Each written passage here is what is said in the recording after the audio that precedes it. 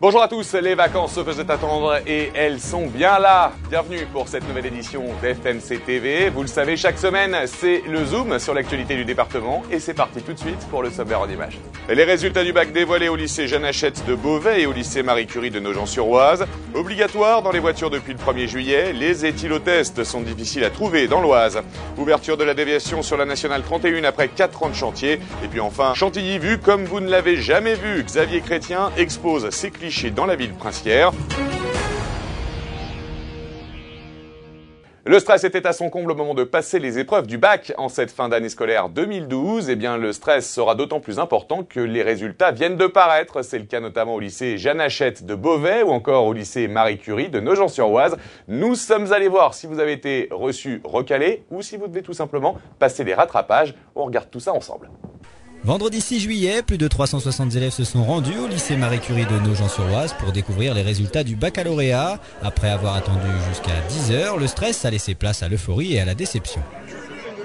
Ça fait vraiment un effet impressionnant parce que comme on vient de beaucoup stresser là, les dernières minutes avant qu'ils affichent, puis bon avec une mention en plus c'est super, ça fait plaisir. Livre avec mention, mais là je vais pleurer vraiment. Bon, c'est bien, mais le principal c'est que je l'ai, le reste je m'en foutais, donc voilà. 45 points rattrapés.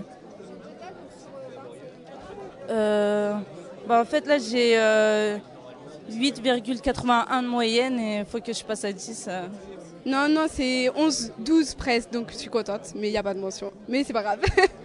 Dans ce lycée général et technologique, l'équipe pédagogique était présente pour conseiller les élèves pour le rattrapage et pour féliciter les plus méritants. Ces derniers étaient d'ailleurs nombreux puisque l'établissement compte un taux de réussite de 77% pour cette première session et seulement 5% de candidats recalés. On a déjà atteint les résultats au premier tour, ce premier tour de l'année dernière, les résultats globaux. Donc voilà, donc on est très satisfait. L'établissement scolaire devenu centenaire, le lycée Jeanne Hachette de Beauvais s'était également préparé à l'affichage des résultats. Juste avant l'ouverture des portes à 10h, l'appréhension était au rendez-vous. J'espère quand même l'avoir, puis éventuellement j'aimerais bien une petite mention. Mais déjà l'avoir serait quand même génial, quoi. Je pense les avoir bien réussi, sauf l'anglais à peu près qui était un petit peu plus difficile. Mais après, sinon, je pense que ça devrait aller. J'espère avoir 13 parce que c'est ce qu'il me faut pour une étude internationale au Canada, donc j'espère. 7e établissement de l'Oise en termes de réussite, le lycée d'enseignement général Jeanne Hachette affiche pour la première session des résultats en dessous de la moyenne dans la section littéraire. Nous sommes un petit peu déçus sur les sections littéraires qui sont toujours un petit peu difficiles parce que vous savez que les notes de philo, c'est rarement des 18.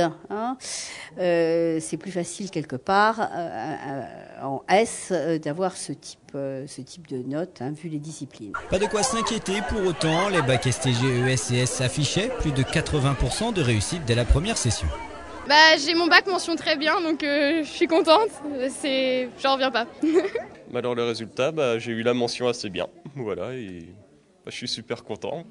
Cette année en France, plus de 700 000 élèves passaient les épreuves du baccalauréat. On connaissait le triangle, le gilet jaune, et bien maintenant depuis le 1er juillet, les éthylotests sont également obligatoires dans tous les véhicules, sauf que vous ne serez verbalisé qu'à partir du 1er novembre. Le petit souci, c'est que ces éthylotests sont très difficiles à trouver. Tout le monde est quasiment en rupture de stock, que ce soit dans l'Oise ou un petit peu partout en France. Nous sommes allés enquêter. Regardez. Depuis le 1er juillet 2012, il est obligatoire pour tout conducteur de détenir un éthylotest dans son véhicule. Problème, qu'il soit à usage unique ou électronique, ces accessoires automobiles sont victimes de leur succès et dans l'Oise, il est difficile de s'en procurer. Quand on a entendu parler un petit peu de ce décret qui allait passer, nous on en avait commandé en grosse quantité. Sauf que les gens ont aussi entendu parler du décret, donc ils ont un peu sauté sur l'occasion et ils en ont profité, de peur que les tarifs augmentent. Et on s'est retrouvé très vite en rupture. Quand on a voulu en recommander, c'était quasi impossible d'en avoir puisqu'il y a que 2 fabricants en France. L'absence d'éthylotest dans l'habitacle sera sanctionnée à partir du 1er novembre. Comptez entre 1 et 4 € pour un éthylotest à usage unique qui devra porter la certification NF. En attendant un réapprovisionnement des magasins dans les prochaines semaines, que pensez-vous de ce décret ? Quand on boit l'alcool, on ne va pas sortir comme ça, il faut faire le test avant. Vous croyez franchement que ça va changer quelque chose ? Faire souffler quelqu'un dans le ballon, si c'est pas la gendarmerie, les gens ils s'en foutent. Après que ce soit obligatoire, ouais. Parce que comme ça, la personne elle peut voir avant si elle est en état de conduire, mais sinon... Et je trouve ça bête. C'est encore un moyen pour faire rentrer de l'argent. Ouais, ça va être obligatoire, c'était pareil pour les gilets. Écoutez, voilà, donc après, on n'a jamais connu de contrôle pour ça, hein. Voilà. Ça évitera peut-être les carnages du samedi soir et du dimanche soir. Ouais, c'est très bien. Mais il faut les acheter maintenant. Les gens s'en serviront pas. Parce qu'ils savent très bien que s'ils ont bu, ils ne prendront pas. Alors, non, c'est une dépense inutile. Les gens ils l'achèteront pas, peut-être s'ils l'achèteront, mais par obligation. Mais sinon, finalement, ça servira à rien, quoi. C'est juste pour donner de l'argent à l'État, c'est tout.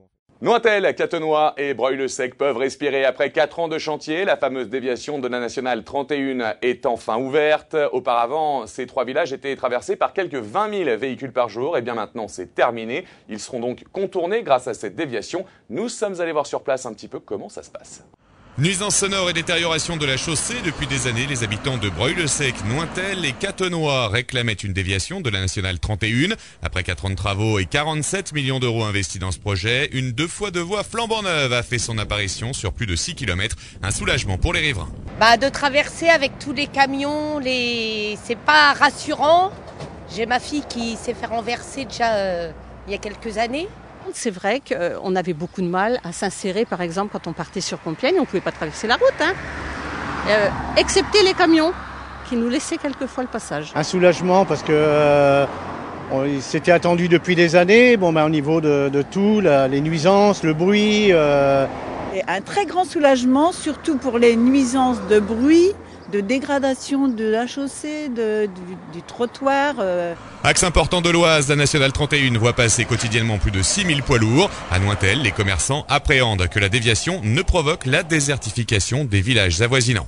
Il y a beaucoup les routiers déjà qui me demandaient s'ils pouvaient continuer à passer, donc ils n'auront pas l'interdiction. Donc pour eux, comme ils disent, s'il faut qu'ils s'arrêtent, ils passeront par là. S'il ne faut pas qu'ils s'arrêtent, ils prendront la déviation. Et puis certains autres clients, ils disent un peu la même chose, quoi. Là, on est dans le néant complet. On ne sait pas si... Le problème qu'il y a, c'est qu'ils ne nous ont pas signalé aux entrées et sorties de déviation. Et on pense que c'est bien dommage à l'ouverture de ne pas être signalé. Ouverte progressivement à la circulation dans le sens Compiègne-Paris, la déviation de la nationale 31 devrait permettre quotidiennement de désengorger la circulation de plus de 20 000 véhicules.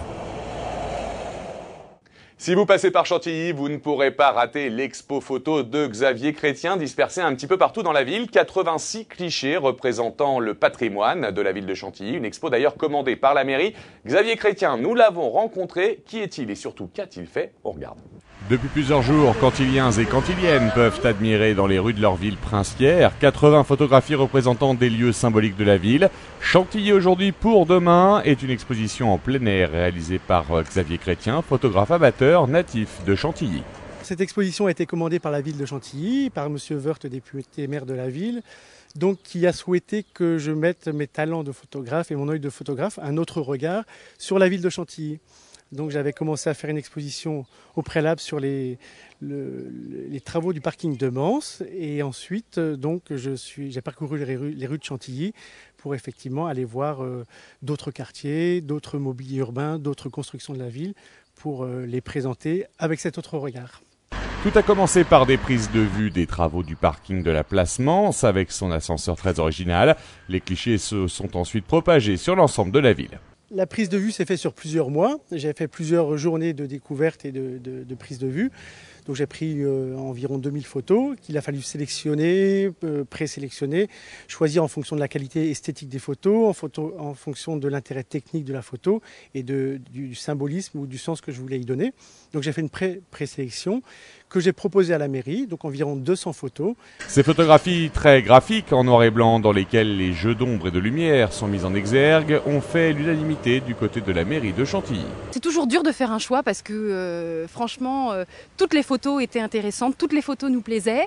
Ce qui est intéressant quand on fait le choix avec un photographe, c'est qu'on ne choisit pas forcément les mêmes photos que lui. Lui avait un œil, une certaine préférence. Et puis nous, à la ville, l'adjointe à la culture et moi-même, on avait parfois des avis divergents. Mais c'était intéressant de voir justement sur lesquels on revenait, sur lesquels on se retrouvait. Et non, mais ça a été un travail très agréable à faire parce que toutes les photos étaient belles. Le plus dur, c'était d'en éliminer certaines en fait. Les habitants de Chantilly ont jusqu'à septembre pour profiter de cette exposition. En attendant, l'artiste réfléchit déjà pour recommencer cette expérience dans une autre ville.